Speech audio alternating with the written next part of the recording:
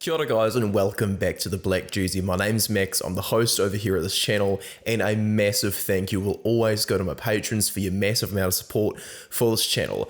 I recently have had a copyright strike on my Ireland versus Tonga video, so my content's going to change up a slight little bit for the rest of the World Cup. I'm only going to be using stills for my analysis videos, and I'm probably going to make them very, very desaturated. Anyway, for today's video, I want to discuss, I'm not going to go on a rant, but I want to explore the topic of what I believe is starting to get to this underlying feeling of a bit of disappointment.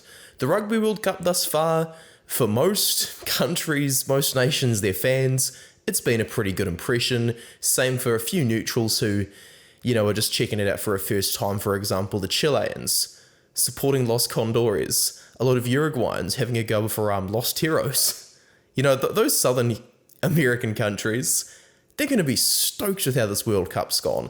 Pool A, though the All Blacks were indeed beaten by France, there's still a bit of drama with, all the French injuries and the fact that Italy might still have that slight 10% chance of getting the job done against the All Blacks, while Uruguay, the improvement they've made has been absolutely massive. So there's definitely still more to enjoy out of Pool A. Pool B, we're about to see one of the greatest ever pool games in history, and though Scotland have unfortunately been at the receiving end of a very bad draw, their fans are still going to be very, very entertained by the beautiful, expansive rugby they play that, despite them not having the greatest winning record, still gives them a lot of fans who really enjoy just the way they approach the game. Pool C, going into the World Cup, 4 of the 5 teams were separated by literally 1 place in the world rankings. So though it wasn't necessarily the best teams in Pool C, they were all very close in ability, and with Australia and Wales coming up soon, it's looking like Georgia, who could probably place just 4th in the pool, might end up being a kingmaker, because if Australia beat Wales, then Fiji defeating Georgia is probably going to determine which one of those teams fails to make it out of the playoffs out of, those 3 teams aside from Georgia. Pool C, not the best teams, but unbelievably exciting. Wales versus Fiji as well, one of the best pool games in history. But Pool D, it's been a joke. Myself and a few other creators, we've made videos saying, the draw's a farce, and I think that how Pool D has gone has been the absolute epitome of that statement that myself and these other creators made prior to the start of this tournament. England, I said that, based on the evidence I've seen, they are not going to win this tournament. They have no attack structure. They are not looking very cohesive on defense. Their head coach isn't ready. This is a bad team. Los Pumas are going to absolutely take it out. And then today, Los Pumas, I was like, Samoa have got an awesome chance. They nearly got there against Ireland's B team. They were 1 botched line out away from beating the #1 team in the world. And despite having a lot of opportunity at the end of that match to go in for the kill, Samoa really botched the opportunity and ended up losing by 9 points.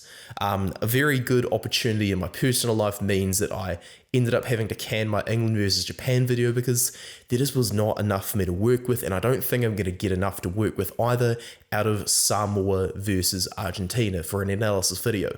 I genuinely don't think there is enough structure from these teams for me to genuinely use this channel as an educational resource to my viewers. That's the normal approach I take for a video. I don't normally talk to the camera. I wasn't planning to talk to the camera at all for any World Cup videos aside from Team of the Week.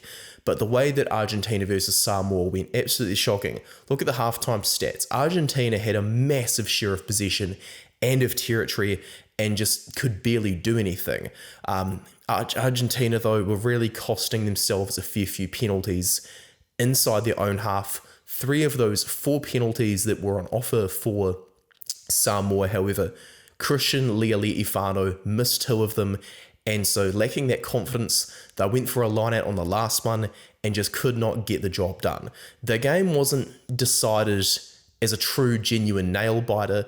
It was a shockingly appalling game for the most part, eventually ending with a very close margin. A low-scoring rugby? it can be unbelievably entertaining. South Africa, despite what you think of them, at least they're trying new ways of the stuff we know they can do. At least they're having a go at the high-risk 7-1 split against the Irish. I think it's a very, very risky, possibly even bad idea, but at least it's giving us something to talk about, even though what they do on the pitch isn't necessarily the highest form of entertainment that you would get from, for example, the French or the 2015 All Blacks that had so much cohesion. At least for the All Blacks, though they aren't necessarily doing as well as us All Black fans want them to do, at least they're giving us something to talk about. Argentina and Samoa aren't going to really have much to talk about after this at all. All it was is just a, bad display of rugby that allowed for the rain to dictate the outcome far too much in that first half. And Jonathan Tomatieni, who's one of my Instagram followers, he's an awesome bloke, did a great job for Samoa bringing that edge, but you can kind of see he started to get a little bit frustrated towards the end and probably should have come off Irianari, who's definitely a fair bit calmer when it comes to his approach for the game. That's why Inari is so good at closing games out, for example. Silala Mapusua as well, being the first head coach at a World Cup born in the 1980s, he was always going to bring some, interesting stuff, but he really fails to capitalize on the club level cohesion brought in the spine at Moana Pacifica. For example, Danny Tawala was on the bench. There's just not really much to entertain out of these games from Pool D at all. England versus Argentina just didn't even turn up. Just months after the worst performance from them I've ever seen, as I explained in this video over here, Los Pumas just approached that game with no heart, no communication. It was as if some of the players on that team didn't even speak Spanish, and man, it was not really much of a try-scoring game. George Ford scored all the points. His hat-trick was in the form of drop goals. That was probably all people are going to remember out of that match. Pool D has just not been a very good pool at all. Everyone, including the Welsh, the Irish, they all wanted England to fail so bad because for some reason everyone hates England in World Rugby. South Africa were no different after beating them in the 2019 Rugby World Cup final, wanting to add salt to that wound. And England, despite having no attack structure, despite being a very lifeless team who don't necessarily look happy under the coach, are succeeding in this pool. Stubbornness can be good for, those tight games, the exciting ones where anyone can win, like Wales versus Fiji.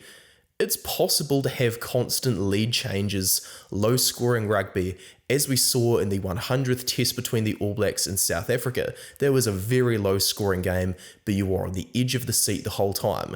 Despite the score margin, what's actually happening on the pitch is how you determine how a game goes. If the ball's always in play, people are always trying to do something, seeing what's the go, it can still entertain you. England's big win over the All Blacks in 2019, that was also very low-scoring rugby, really entertaining.